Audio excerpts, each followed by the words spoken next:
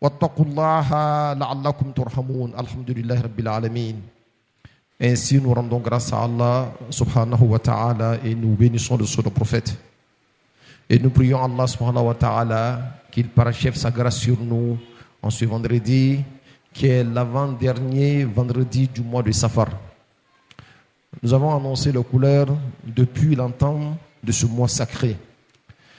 Sacré pour nous parce que ce mois nous a donné une grande figure islamique.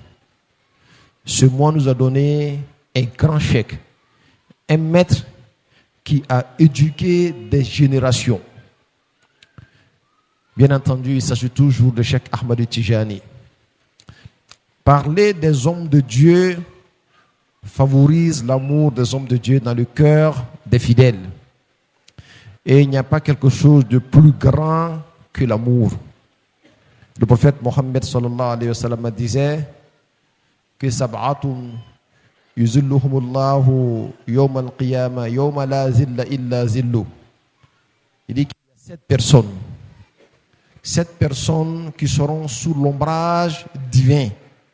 Ce jour-là, il n'y a point d'ombre sauf l'ombre de Dieu. Il s'agit du jour de la résurrection. Les gens auront chaud, le soleil sera plus brillant. Mais ce jour-là, il y a des gens qui seront sous l'ombre d'Allah. Ceux-là ne sont pas inquiétés.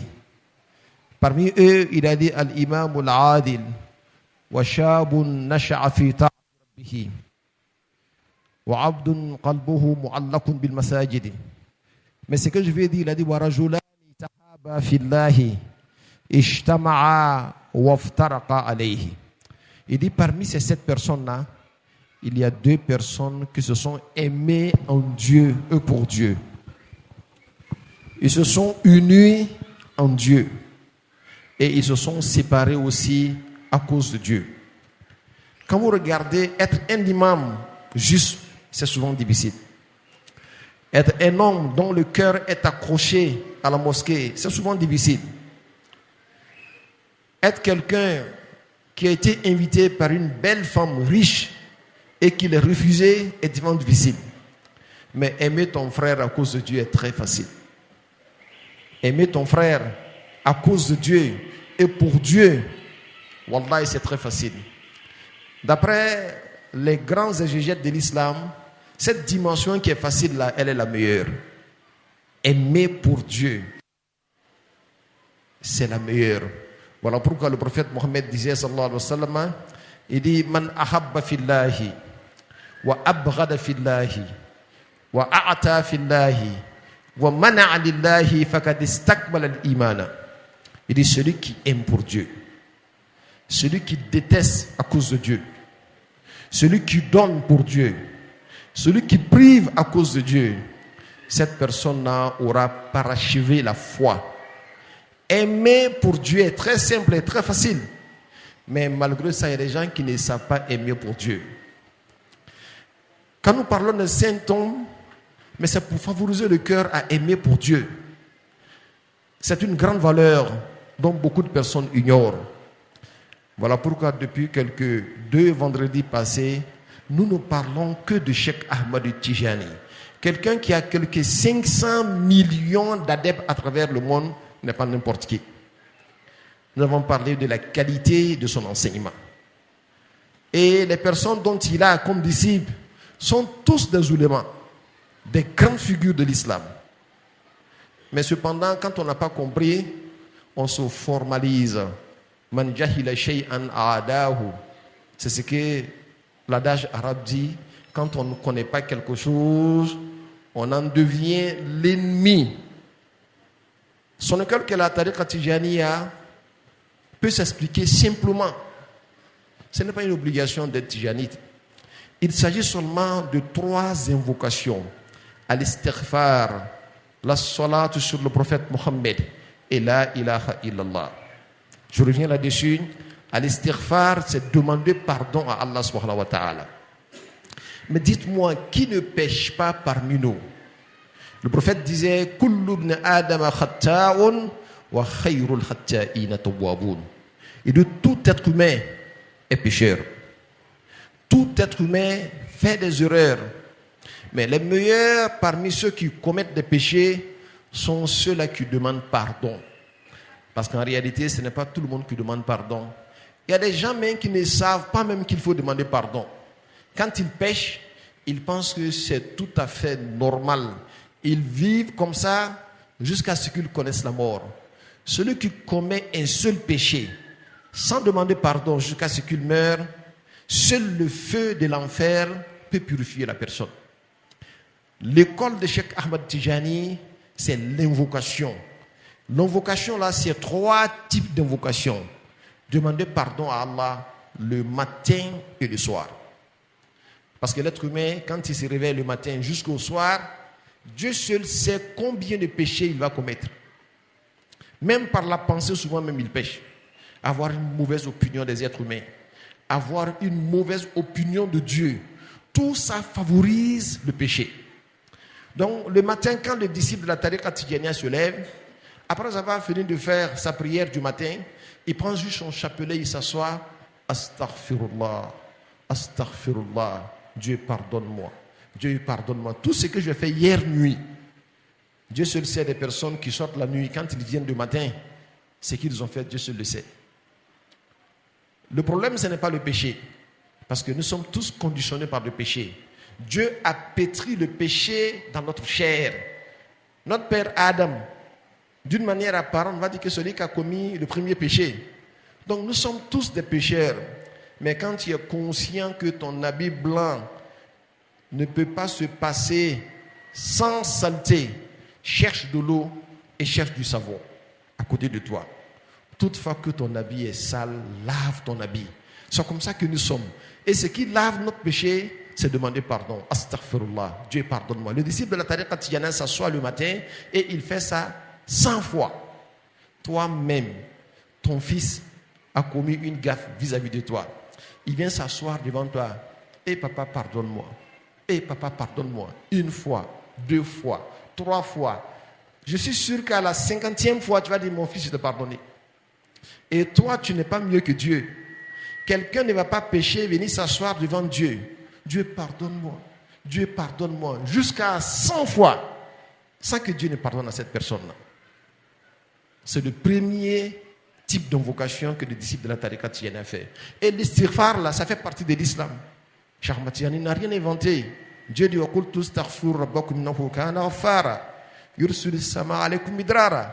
sur la langue de Sayyidina Nuh, Dieu dit, je leur ai demandé de dire et de demander pardon à Allah parce que Dieu est un Dieu de pardon. Il s'appelle Al-Ghafour, il s'appelle Al-Ghaffar.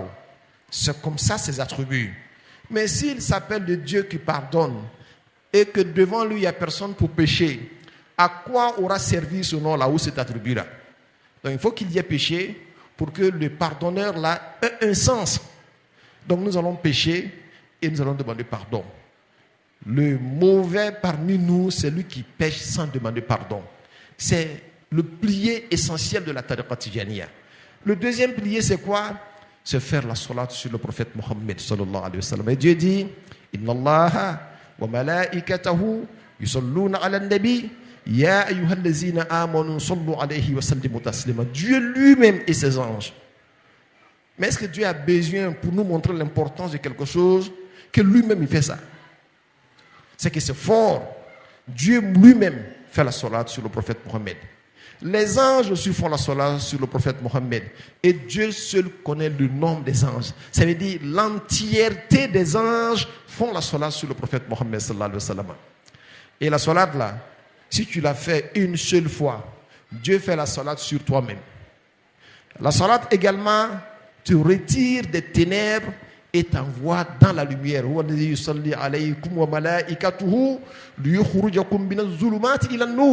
C'est Dieu lui-même qui, quand vous faites la salat sur le prophète Mohammed, fait la salat sur vous pour vous tirer des ténèbres et vous envoyer vers la lumière. Voici le deuxième pilier de la Tariqa Tidjaniya. Quand il finit de faire l'istighfar, qui est demander pardon à Allah subhanahu wa ta'ala, 100 fois, il s'assoit avec son chapelet, Allahumma salli ala Muhammadin wa ala ali Muhammad wa sallim. Ou bien s'il connaît la salat al-Fatih, Allahumma salli ala Sayyidina Muhammadin al-Fatih lima ulika wal khatimi lima sabaq, nasir al-haqq bil haqq wal hadi ila siratika al-mustaqim wa ala alihi haqqa qadrihi wa miqdar al-azim. Il fait ça 100 fois. Celui qui a reçu la salat al-Fatih s'appelle Cheikh Mohammed al-Bakri. C'est un descendant de Sayyidina Abu Bakr. Lui là, il est rentré en retraite spirituelle. Il a demandé à Allah de lui montrer la plus grande formule des salats. Et Dieu a fait descendre sur une feuille lumineuse la salat al-Fatih. Et on lui a dit, dans cette retraite spirituelle-là, que celui qui fait la salat là une seule fois, Dieu pardonne à cette personne et Dieu lui donne le paradis. Je ne sais pas pourquoi ça gêne certaines personnes, comme si le paradis est leur propriété. Dieu est généreux. Il peut donner le paradis à tout le monde. Et cela ne coûte rien à Dieu. Il est le généreux par essence et par excellence. Il donne à qui il veut. Et nous sommes tous convaincus que ce n'est pas grâce à nos actions que nous rentrons au paradis.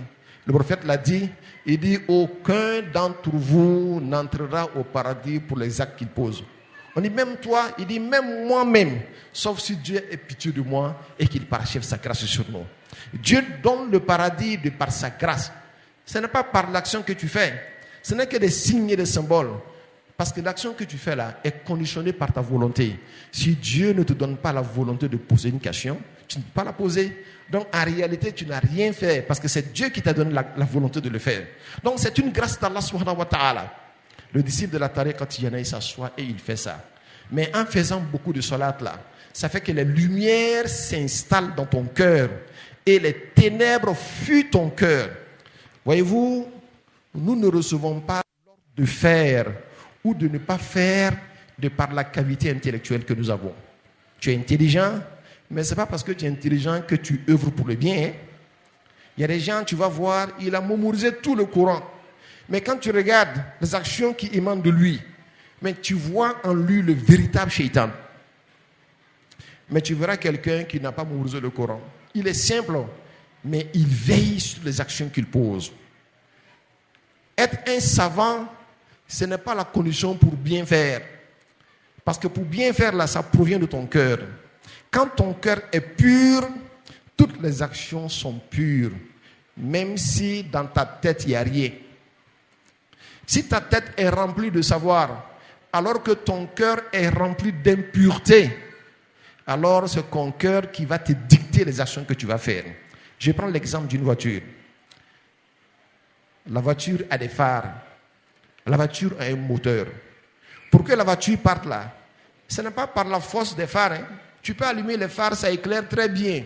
Si le moteur n'est pas bon, la voiture ne bouge pas. Le moteur, c'est le cœur. Les phares, c'est l'intelligence, le savoir. Tu peux tout savoir, mais tu ne bouges pas. Mais si le cœur il est bon, il est purifié, tu verras que le peu de choses que tu sais, ça te conduit à les pratiquer. Voilà pourquoi les compagnons du prophète Mohammed sallallahu alayhi wa sallam, ils étaient seulement que 9 qui avaient mémorisé le Coran. Ils n'ont pas eu le temps de mémoriser le Coran comme nous le faisons aujourd'hui.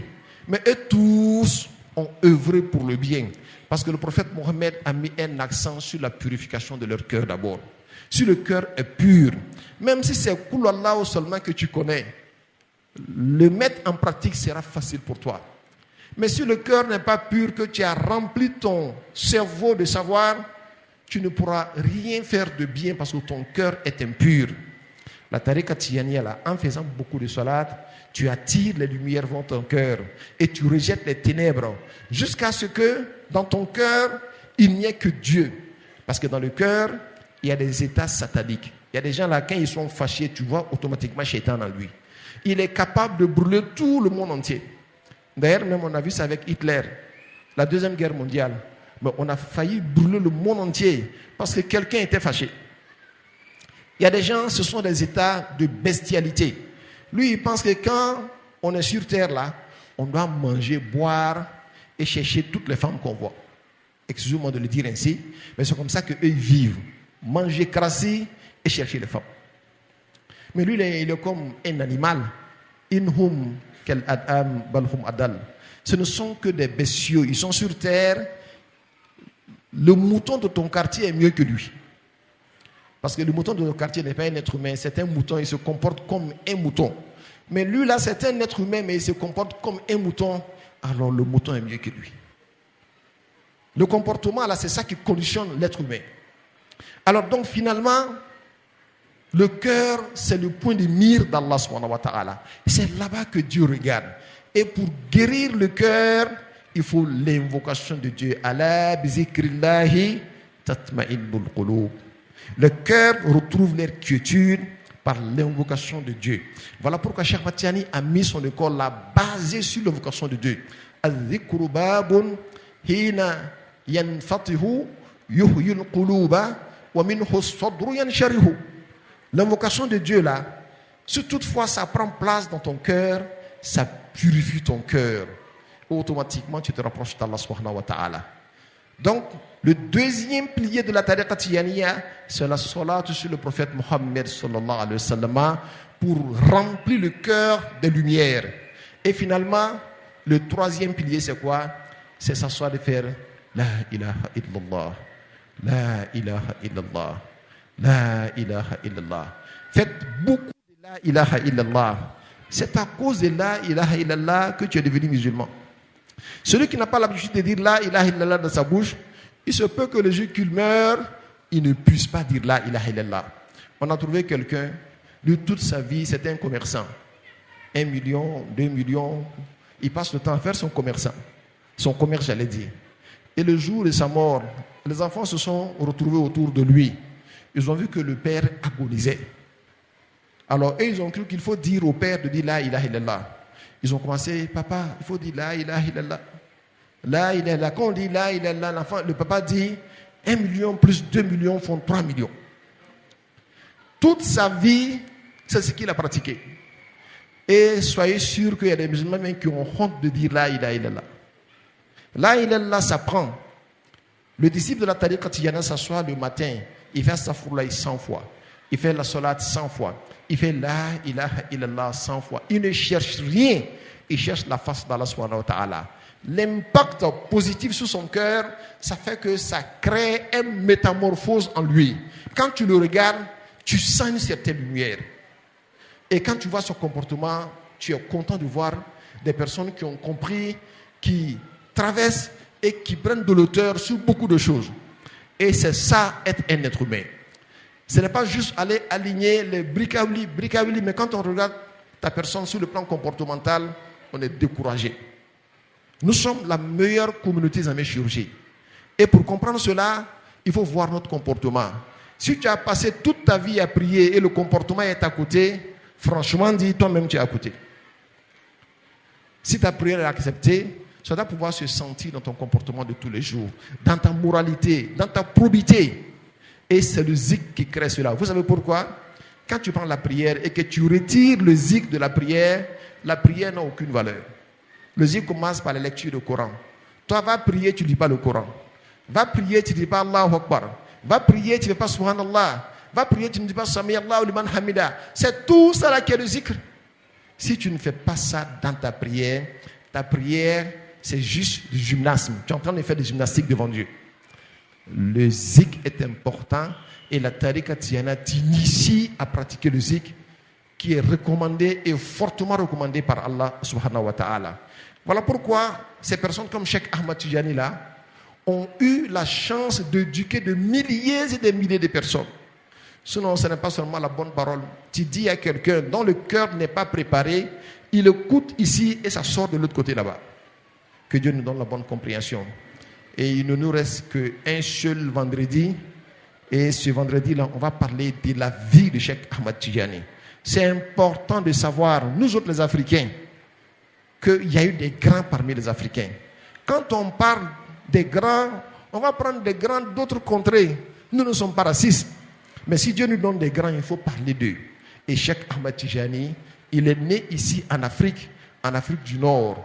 Il est né en Algérie, à Aïn Madi. Aujourd'hui, sa tombe se trouve à Fès, c'est au Maroc, pour les Gawa qui n'ont jamais voyagé là. Donc, sa tombe est là-bas. Et quand tu vas là-bas, alhamdoulilah, tu vas voir des milliers de personnes qui viennent chercher la baraka. Et ça, ce n'est pas rien. Si tu n'as aucun lien avec Dieu, Dieu ne dirige pas les personnes vers toi. Que Dieu nous donne la bonne compréhension. Soyons simples dans la vie. La tariqa Tijaniya n'est pas une innovation. La tariqa Tijaniya est un renforcement des capacités de tout musulman qui veut créer un lien avec Allah subhanahu wa ta'ala.